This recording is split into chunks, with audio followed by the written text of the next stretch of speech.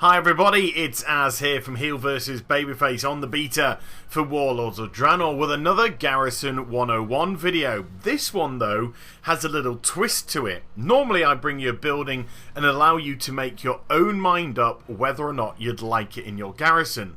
Today you've got no choice. The herb garden which we're going to look at is a compulsory area. You cannot build on this at all. It is always going to be the herb garden, full stop.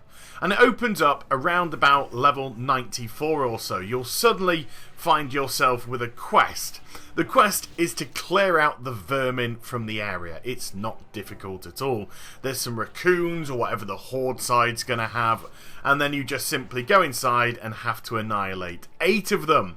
You could do it individually like this, but to be perfectly honest with you, it'd be a whole lot more fun if you just press your garrison guard button and just get a bunch of soldiers to come and annihilate them. It doesn't matter if you get a hit or don't get a hit, these guys all work for you. So if they kill something, you get credit for it. And as you can clearly see, it's a lot quicker than just doing it individually. But once 8 of them have been dispatched, you can hand the quest in, and lo and behold, you are suddenly presented with the herb garden level 1. Yeah.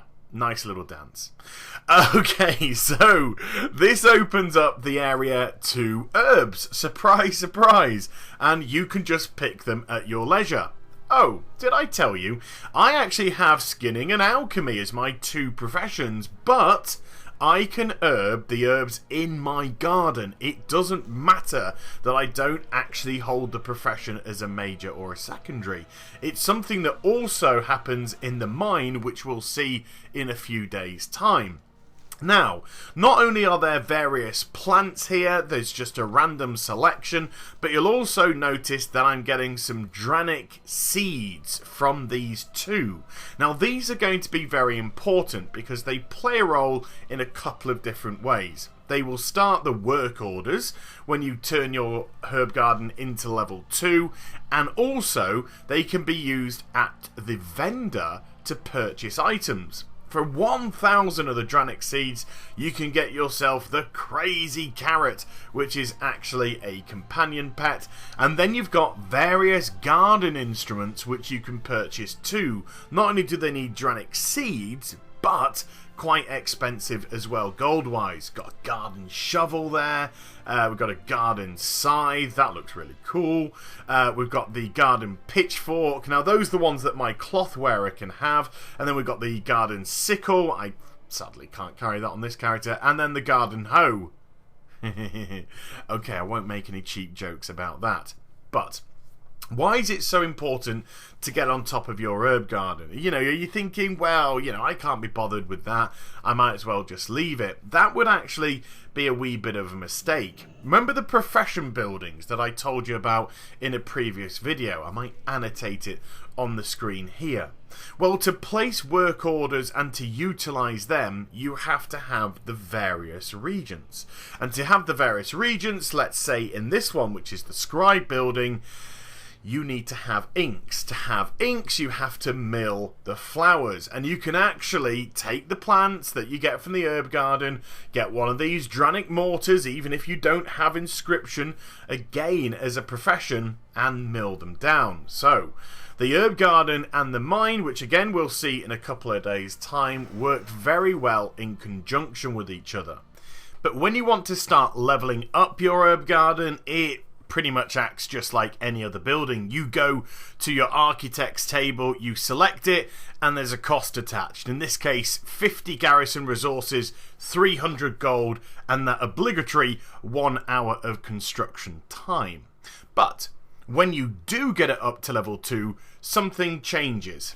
And just like the profession buildings, you will be able to assign a follower now to your herb garden to give it some extra added bonuses. So if I place Fiona into here, we can now just switch things up a little bit. So if you were to return to the herb garden and you have a follower attached to it, the vendor will now give you another option from which to choose from. And this will allow you to specify exactly which herb you'd like to grow here.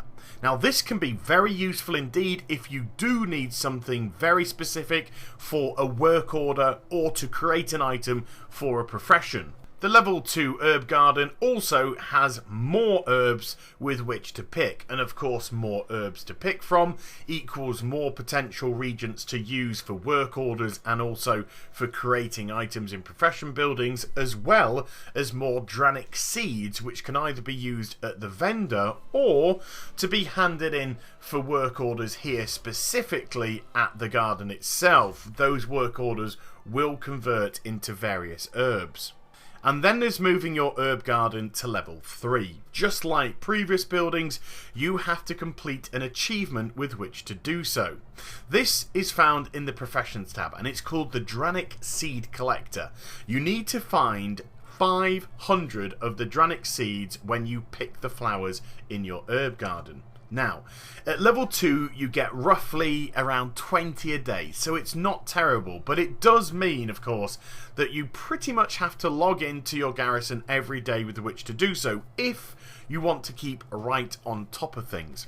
Once you've done it though, you can go to the blueprint vendor and purchase it for 1,000 gold. You then just learn it, and that will unlock it and enable it to be created at the architect's table. So if we click back onto it, we'll notice again another cost attached to it. 100 garrison resources, 500 gold, and an hour. And what this will unlock is a tree in your herb garden that will start to drop food buffs. On top of that, it will also increase the amount of work orders that you can also place as well.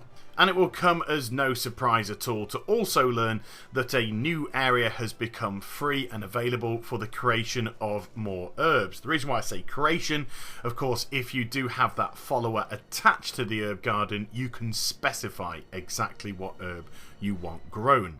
Now here is the tree, and underneath the tree you will find various fruits lying on the ground. Today there are bananas, but there might be bananas and apples, there might just be apples, it could be an assortment. And when you eat the food you get yourself a buff for an hour as well. In this case versatility, which increases your defense and it also increases your attack as well. It doesn't matter if you're a spellcaster or melee, it works for all.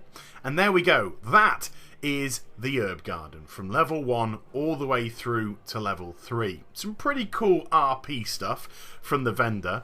Definitely helps dramatically with the profession buildings within your garrison too, and works very well in conjunction with the mine, which is also compulsory within the garrison, and we shall see that in a few days' time. So I hope you enjoyed the vid. If you did, do give it a thumbs up and also subscribe to my channel. Follow me on social media, the links are in the description down below, and also on twitch.tv/HeelvsBabyface for live streaming. And I shall be back with some more stuff very soon. You take care everybody. Bye bye.